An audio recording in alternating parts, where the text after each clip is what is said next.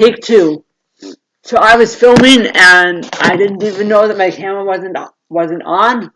So right now I'm going to talk about gymnastics, elitism, and exercise injuries, sports injuries. So as you can see, an ankle injury, and I have an icing here. It's been injured for a couple of weeks, and I can't seem to stop from jumping around. For example, today I did a double side kick.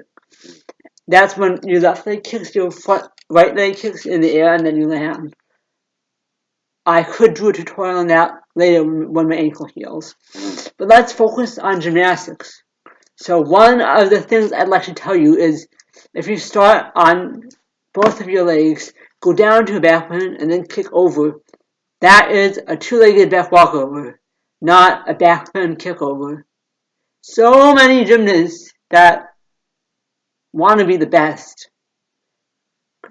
refuse to let that be a back walkover.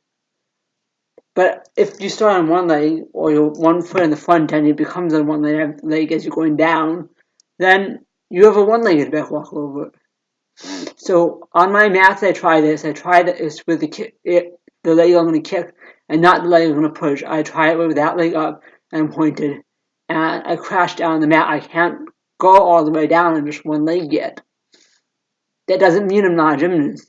That doesn't mean I can't do back walkovers. Another thing, especially about Olympian gymnasts who transcend level 10 and become level elite, and if they get injured, the coach says train anyways, and this is right and wrong, because if you're injured, you should still train the parts of your body you can.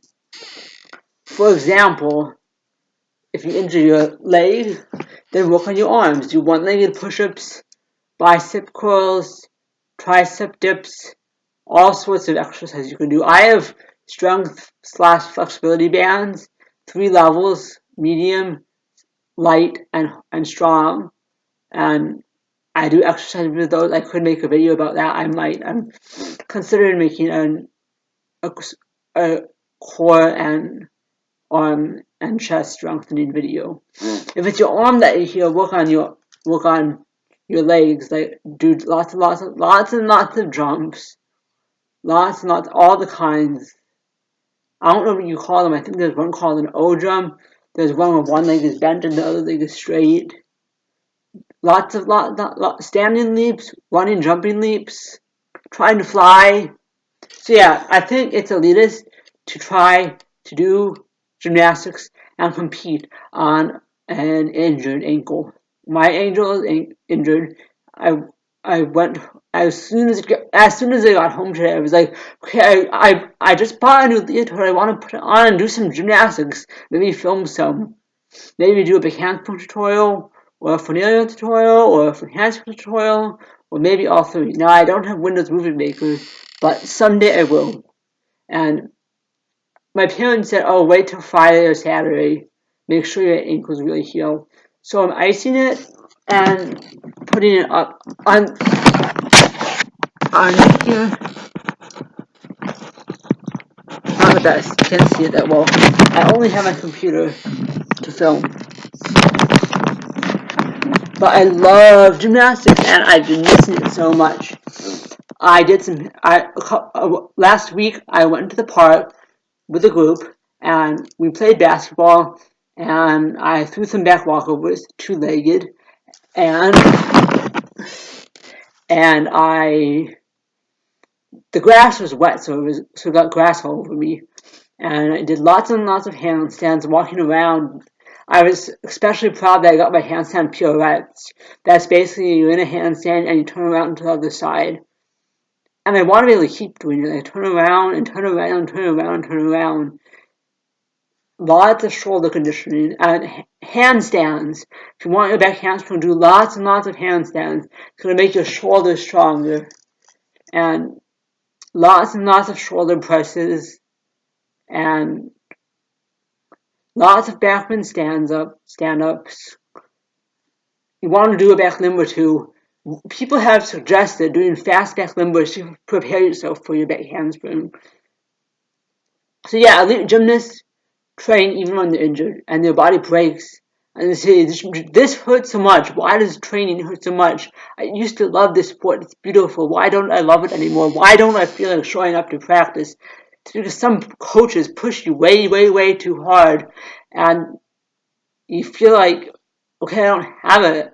I'm not going to wait and see if I can get it, because they don't love it enough to wait and push it themselves, even if the coach gives up on you. If your coach is giving up on you, don't give up on yourself.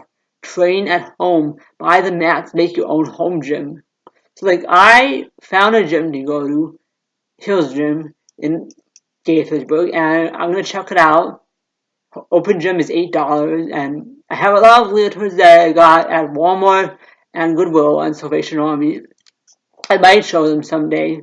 And yeah, elite gymnasts train injured muscles and injured bones, and then they wonder why they start hating it. So my advice is, as much as you love gymnastics, my heart says go to gymnastics, film it, do flips, even work on your back flips. Like today I did the splits on tables, and it's fun. But my brain says, and my parents say, take 2 days off, 2 more days off, 3 more days off, do it Friday, Thursday, Friday, or Saturday. Pay attention, like my injured ankle doesn't hurt, but it's bruised and swollen, and occasionally it hurts. So I don't want to make it worse, so I'm going to listen to my loving parents and not exercise. I might make a video of how to use exercise bands to strengthen your arms so you can train when you're injured. Just don't throw your hardest skills. In fact, don't throw your skills at all.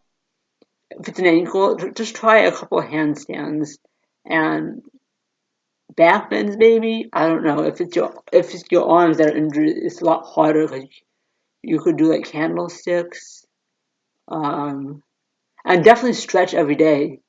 Take a walk, a brisk walk, super speed walk, and then get home and stretch. Stretch out your splits, both sides and front splits. Try to hold each stretch for 10 to 20, or if you can, 30 seconds. Push yourself. So what I do for my front splits is I get in my heels and I push myself down. I count to 10, then I push harder and go down more. I count to 10 again and I go as far down as I can. And there's several stretches I do, and I might make a stretching video. But one thing is, if you're about to do gymnastics, run around, jump rope, tuck jumps, warm up with beginner basics, then stretch your wrists. See, just them here, put them over like this and put them on the ground. Stretch your calves. Do your splits. You probably won't be able to go all the way down because it won't be as big of a warm up as actually training gymnastics is. Because after you have a sweat session and you just sweat so much and your muscles are so warm and it feels so right to be stretching. A lot of gymnasts hate the stretching part and hate the strength conditioning part, but I love that part. I'm not going to say I'm a true gymnast because that would be elitist, but I will say that I truly love gymnastics, and I feel like I am called to be a gymnast and to teach other young, growing gymnasts and teach them that if it's hard and you don't have it, wait and be patient and keep trying, and that you need wings for gymnastics, fairy wings, archangel wings, angel wings, and some elf muscles to give you higher jumps. And a lot of gymnasts aren't 100% human. And I'm not saying that in a bad way, I'm saying that in a good way. So overall, just take care of your body and soul and mind. When your heart says train, do something like training. If you're injured, be careful. And if your coach says keep training and you say no, it hurts, and if it hurts, maybe it's just sore, or maybe it's injured. And sometimes it's hard to tell the difference between that. So look at your body. If you see bruises there or it's swollen, that means it's injured. And know when you're pushing too hard when you're stretching so you can stop and not pull a muscle.